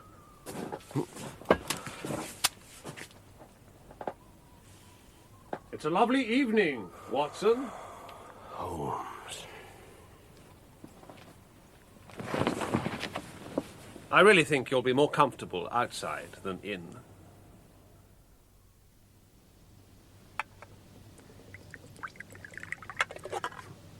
There you are. The glassware isn't up to Mrs. Hudson's standard, but it will serve. Thank you, Holmes. I had no idea you'd found me until I was virtually outside the door. My footprint. Your tobacconist. What? A cigarette stub marked Bradley's, Oxford Street, will always tell me that my friend Watson's in the neighbourhood. Here, I found it on the path. You approached the hut, paused, probably to issue a challenge in those admirably commanding tones of yours, then, receiving no reply, drew your revolver. Cocked my revolver. It was already drawn. Cocked your revolver and stormed the hut. Really, Holmes? Finding it empty, you looked around, decided that the mysterious occupant would sooner or later return, and sat in ambush smoking a cigarette. Correct? Correct. You didn't know who I was, but you were determined to find out. Excellent. And how did you localize me? You saw me. Perhaps on the night you went after the convict, when I was so imprudent as to allow the moon to rise behind me. Yes, I saw you then. And you searched all the huts until you came to this one. Well done, Watson. No. Your boy was observed bringing you out supplies. I knew exactly where to look. How long have you been here? I thought you were in Baker Street. That's exactly what I wanted you to think. Oh. Watson? I thought you trusted me. My dear but why keep me in the dark? And what about my reports? All wasted. Do you know how much time and trouble went into them? Don't I deserve better than this? My dear fellow, here are your reports. And very well thumbed, I assure you. They've been reaching me after only a day's delay. But why the deception? Damn it all, Holmes, I'm not a child. Believe me, Watson, I'm sorry it was necessary. I had to be an unknown factor in this business. Even to me? Even to you. You would have tried to contact me or bring me out some comfort or other. I couldn't let you take that risk. Well, I'm glad to see you. In fact, I was never so glad to see anyone in my life. And since you've come, I assume I was right. There is danger here. It's murder, Watson. Refined, cold-blooded, deliberate murder. Have you left Sir Henry in safe hands? At Baskerville Hall. I had to go to Coombe Tracy to speak to Laura Lyons. Excellent. I was going to see her tomorrow. You know about her? No details. What did she tell you? That she had written to Sir Charles, asking him to meet her on the day of his death. She needed money to secure a divorce from her brute of a husband. But she didn't keep the appointment. She didn't go. Why not? At the last moment, she received help from someone else. I knew it. This is the key to everything. Well done, Watson. But I'll wager she wouldn't say who gave her the money. No, she absolutely refused to tell me. She said it would place the gentleman in an impossible position. Gentleman be damned! He's as deep a villain as we've ever encountered. You know who it is? I do. And thanks to you, my case against him is all but complete. The great danger is that he may strike before we're ready for him. Oh, my God. Sir Henry. The Hound. Watson?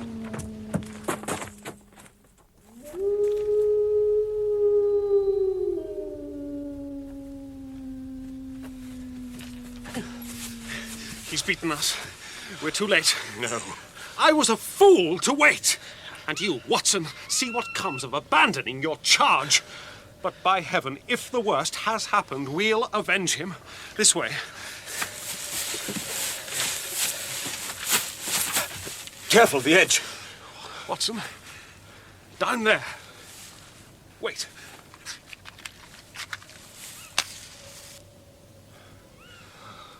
Sir Henry. Oh, Holmes, I'll never forgive myself for leaving him. I'm more to blame than you, Watson. But how could I know that he'd risk his life alone on the moor at night, in the face of all my warnings? How could I know? Holmes. I swear to you, Watson, the man responsible shall pay dearly for this.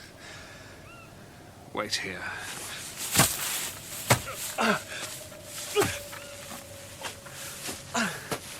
We must send for help, Holmes. You can't carry him yourself.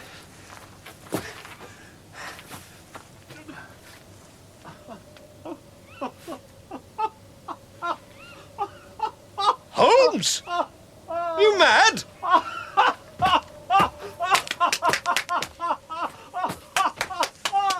A beard! This man has a beard! A beard?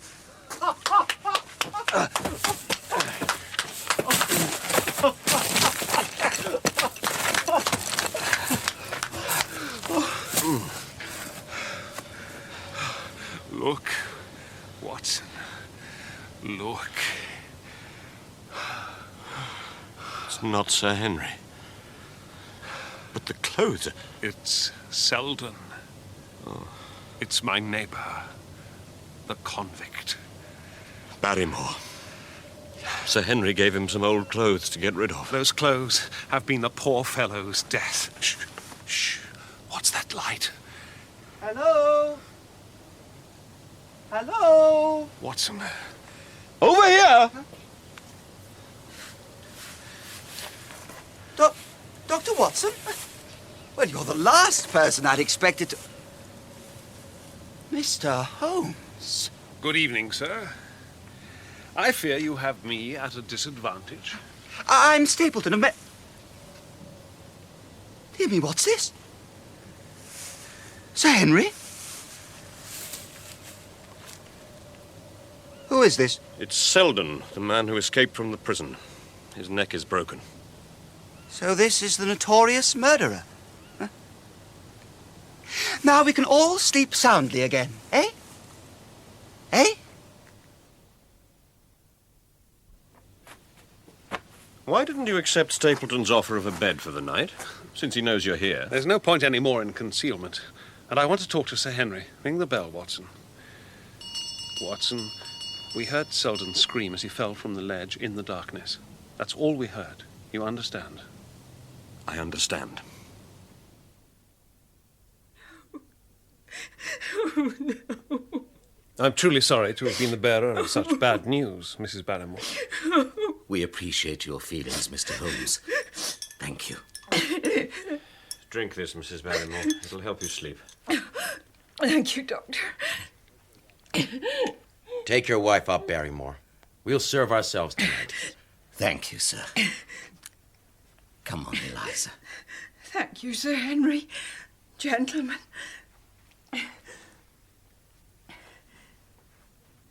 I knew something dreadful was going to happen.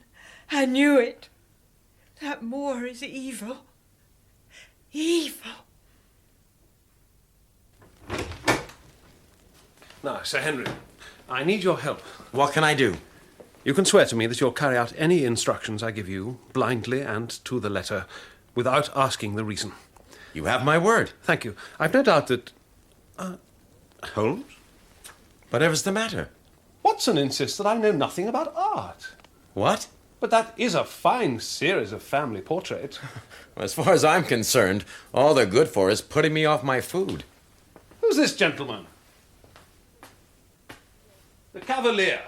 Well, he's the cause of all the trouble. Sir Hugo, the first victim of the family curse. So that's the notorious Hugo. Illuminating. Holmes, what are you up to? I'm sorry to keep you up so late, Doctor, but this had to wait until Sir Henry had retired. Hold up your candle. Haven't you stared at this wretched portrait enough for one evening? Look at it, Watson. Don't you see it? There's a touch of Sir Henry about the jaw. Yes, yes. But let me mask off the beard and these rather extravagant ringlets. Now. Stapleton. Stapleton. It's the last link. Our case is complete. Stapleton's a Baskerville. Shh. My investigations suggested as much, but the portrait confirms it. Sir Charles had a brother who fell foul of the law and fled to South America.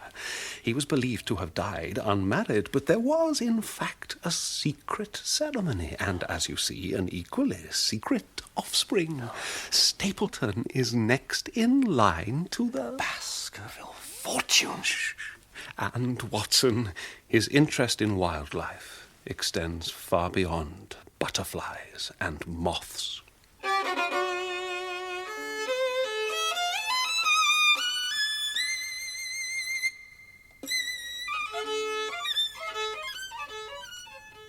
Good morning, Holmes. You look like a general planning a battle. That is the exact situation. Watson was asking for orders. And so do I. Very good. I understand that you're dining with our friends, the Stapletons, tonight. Well, I hope that you'll come also. I'm sure they'd be delighted to see you. Perhaps. But I'm afraid that's impossible. Watson and I must go back to London. To London? Now? Yes. I hoped that you were going to see me through this business. I've a good mind to come with you. Why should I stay here alone? Because I tell you to do so. Very well. You must do exactly as I say. You will drive to Merripit House tonight. Then you will send Perkins and the trap back here. Tell your hosts that you plan to walk back to the hall at the end of the evening.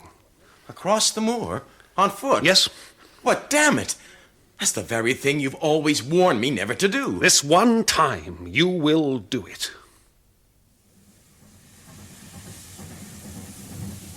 He was very hurt.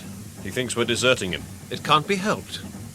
You're putting him in great danger tonight. Yes, I know. There must be some other way. Watson, if I didn't have complete confidence in his nerve and courage, I would never have suggested it. Why didn't we just go and arrest Stapleton? Watson, you're the eternal man of action.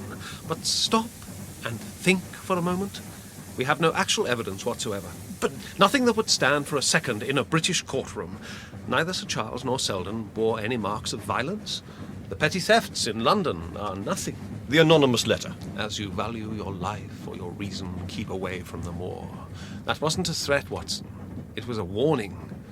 And it came from Stapleton's wife. His wife? He has a wife? He does. You described her in your usual flowery fashion as one of the most beautiful women you have ever seen. Beryl Stapleton is really his wife? But Sir Henry... Yes, I know. A complication. No wonder Stapleton was so opposed to the romance. But how do you know she's his wife? He so far forgot himself as to tell you a true piece of autobiography. He really was a schoolmaster in the north, and there's no one easier to trace than a schoolmaster. I discovered that a school had come to grief under atrocious circumstances, and the man who owned it had disappeared, with his wife. The name was different, but the descriptions agreed. Well, when I learned that the missing man was devoted to entomology, the identification was complete. But why the deception? He foresaw that she would be much more useful to him in the character of a free woman. She is part of the plot. An unwilling part, if she did send that note. Oh, yes. Our Mr. Stapleton is no respecter of the fair sex. But now we have him. By tonight he'll be fluttering in our net, as helpless as one of his own butterflies. A pin, a cork, and a card, and we add him to the Baker Street collection. Ah, I believe this is our stop. Coombe Tracy.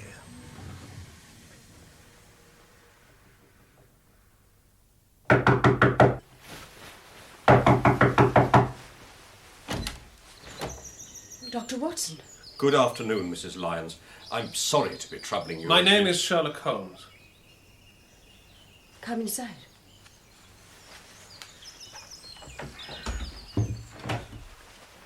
Mrs. Lyons, I'm investigating the death of Sir Charles Baskerville. My friend here, Dr. Watson, has informed me of what you have said and also of what you have withheld. What have I withheld? Vital information. I wish to be perfectly frank with you, Mrs. Lyons. We regard this case as one of murder, and the evidence may implicate not only your friend, Mr. Stapleton, but his wife as well. His wife? The person who passes for his sister. He has no wife. Aha. Prove it. Prove it to me. And if you can... I have come prepared to do so. Here are documents, written descriptions, and this photograph. It is, as you see, endorsed Mr. and Mrs. Vandeleur, but you will have no difficulty in recognizing him, and her also, if you know her by sight. He used me. I'm afraid he did. He promised me marriage. He said he... Ask me anything you like, gentlemen. I'll conceal nothing. The letter you sent to Sir Charles, asking him to meet you in the grounds of Baskerville Hall. It was suggested by Stapleton. He dictated it. And then after you had sent the letter, it was he who persuaded you not to keep the appointment? He told me that for another man to pay for my divorce would hurt his self-respect. His self-respect. His one aim was to lure Sir Charles to the edge of the moor after dusk. When his wife refused to do it, he cultivated your friendship. That was his sole interest in you. He said that he would find the money, that he would devote his last penny to removing the obstacles which divided us. The gentleman is an expert at removing obstacles. You are an extremely lucky woman, Mrs. Lyons. Lucky, Mr. Holmes. You are the one person who knew the truth. You have had him in your power, and he knew it. And you are still alive. Don't do it! Don't do it! This is the greatest day of my life. Years of planning and watching and waiting. And tonight, the final barrier falls. And you want me to let him live? Tell him the truth. Tell him who you are. He's a good man, a generous man. You pathetic little fool! Look around you! Look at this place! Do you want nothing better than this for the rest of your days? Do you think I can be content with charity from him? I shall tell him. What did you say? When he comes here tonight, I'll tell him everything. Then he'll take me away from this dreadful place. Away from you. Away from me? No. No!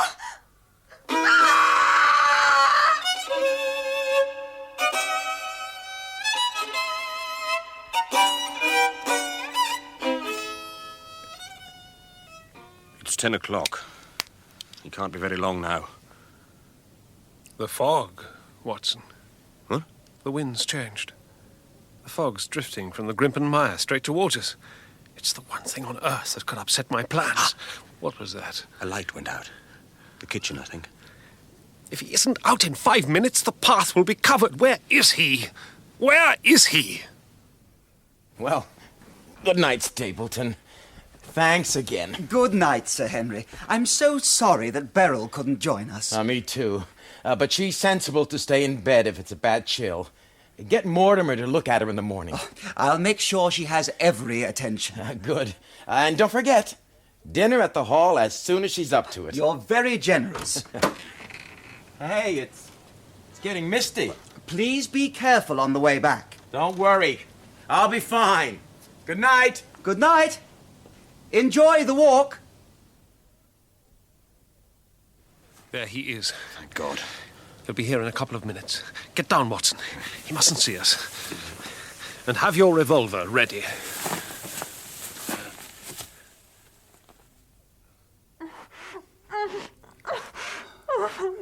Save your energy.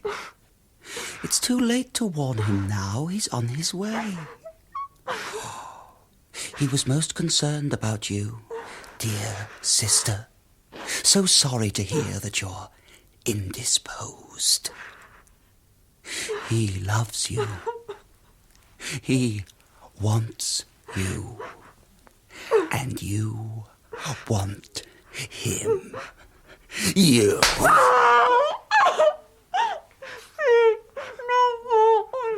What was that, dear sister?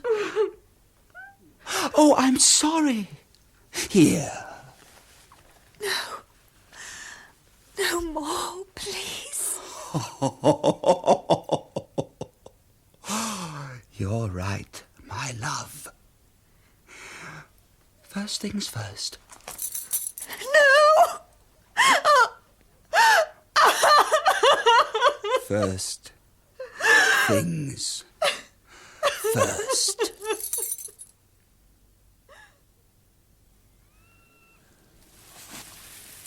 Here he comes. Watson? Something's happening at the house. Damn this fog. Down, Watson.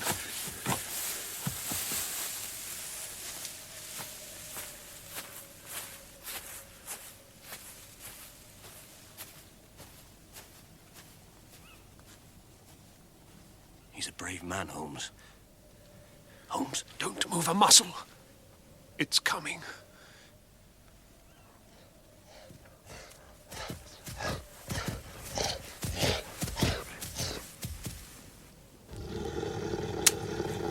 Now, Watson! Great God in heaven.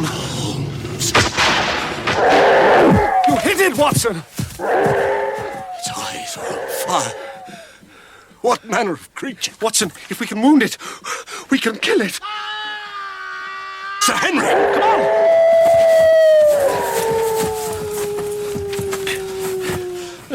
Where is it? This way!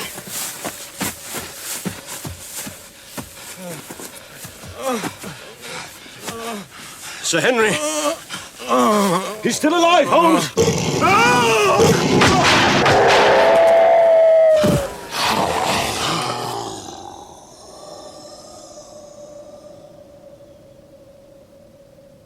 Watson, are you all right? Yes, my God. Look at that brute. What in heaven's name is it? It's dead. Whatever it is. We've laid the family ghost once and forever. You saved my life. Having first endangered it, I owe you a deep apology. I was prepared for a hound, but this... So, the ghost is no ghost after all. What does it all mean, Holmes? It means that we must move swiftly. There's one more creature that must be brought to heel.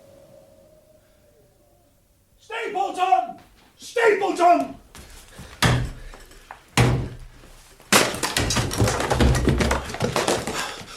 Oh. Watson! Quickly! Good God. He's taken a whip to her. Mrs. Stapleton. Mrs. Stapleton. Is he safe? Has he escaped? He cannot escape us, madam. No. Not my husband. Sir Henry. Beryl! Oh, thank heaven. The Hound? Is dead. Holmes, where's that brandy? Here. Drink this.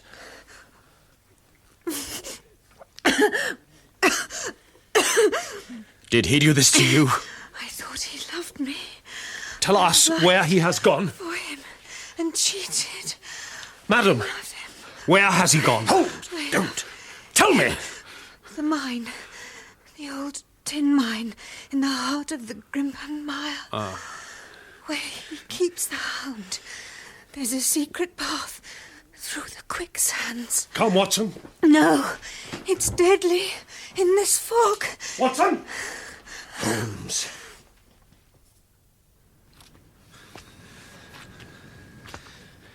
The fog's beginning to thin. Can you see him? See him? Surely after all this time... No, he didn't come straight here. He had to check on the Hound first. We may not be all that far behind him. Oh, this is a filthy place. Watson, shine the lantern to your left. Where? Oh, God. Mortimer's spaniel. It's been ripped apart. Stapleton must have kept the Hound practically starved. So we're on the right path? Yes. Come on. Oh! Holmes! The quicksand! Give me your hand! No! Stay back! Stay back, I said! Give me... Now, give me your hand! There!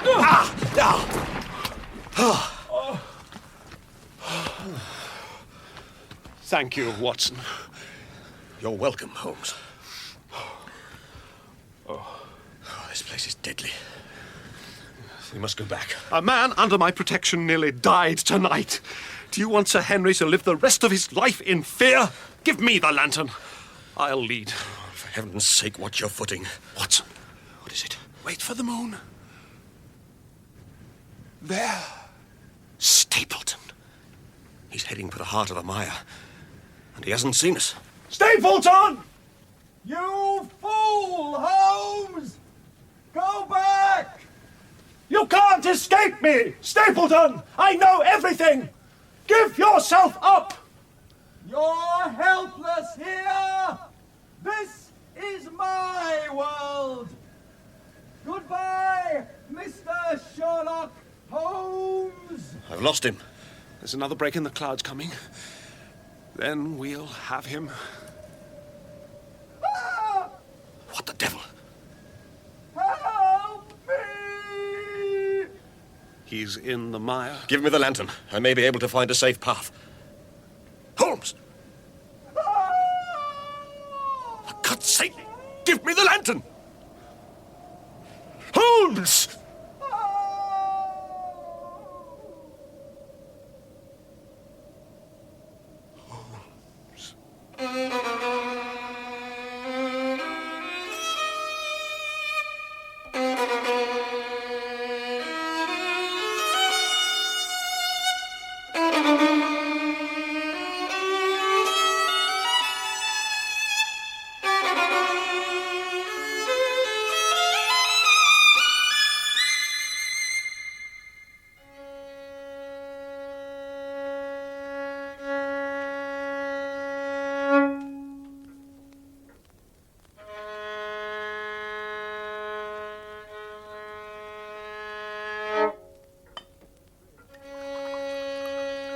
Do you want a drink?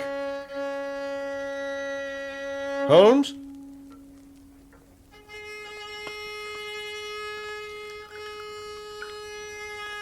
Here.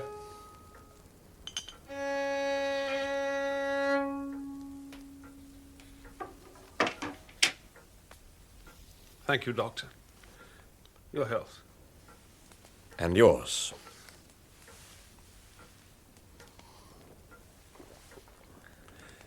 I underestimated him, Watson.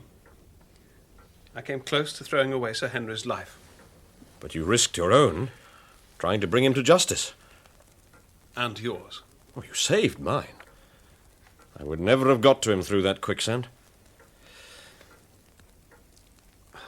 It was an obscene place. The stench of decay and death everywhere. Stapleton loved it. He said the rarest and most beautiful butterflies came from there.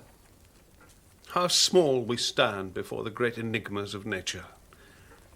What's the meaning of it, Watson? This endless circle of misery and violence and fear. Huh?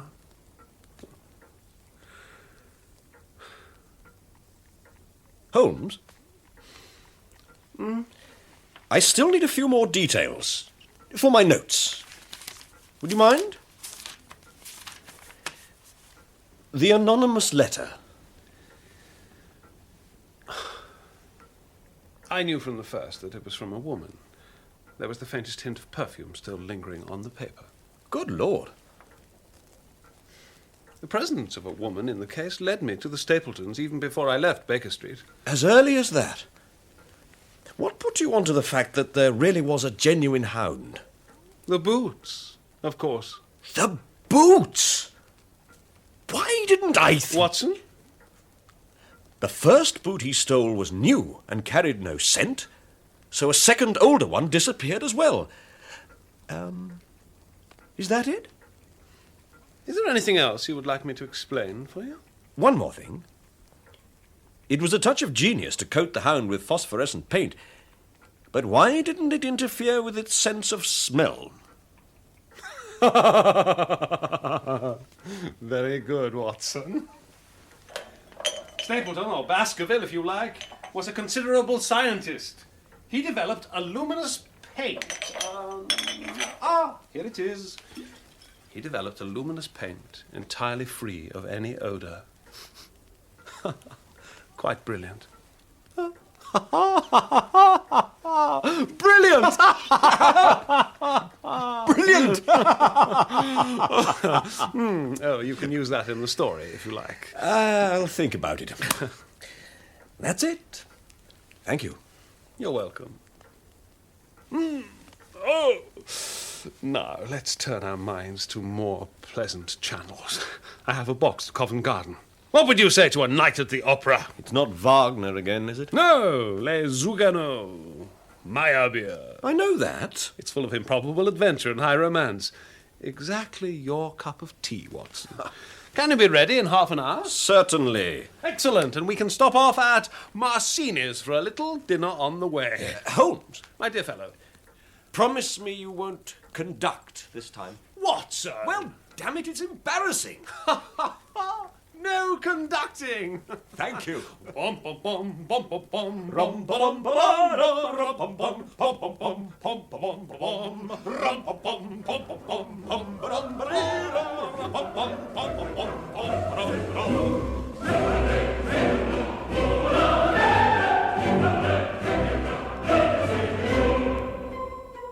That was part 2 of The Hound of the Baskervilles by Sir Arthur Conan Doyle, dramatised in 2 parts by Bert Coules, with Roger Rees as Sherlock Holmes, Crawford Logan as Dr. John Watson, and Matt Zimmerman as Sir Henry Baskerville.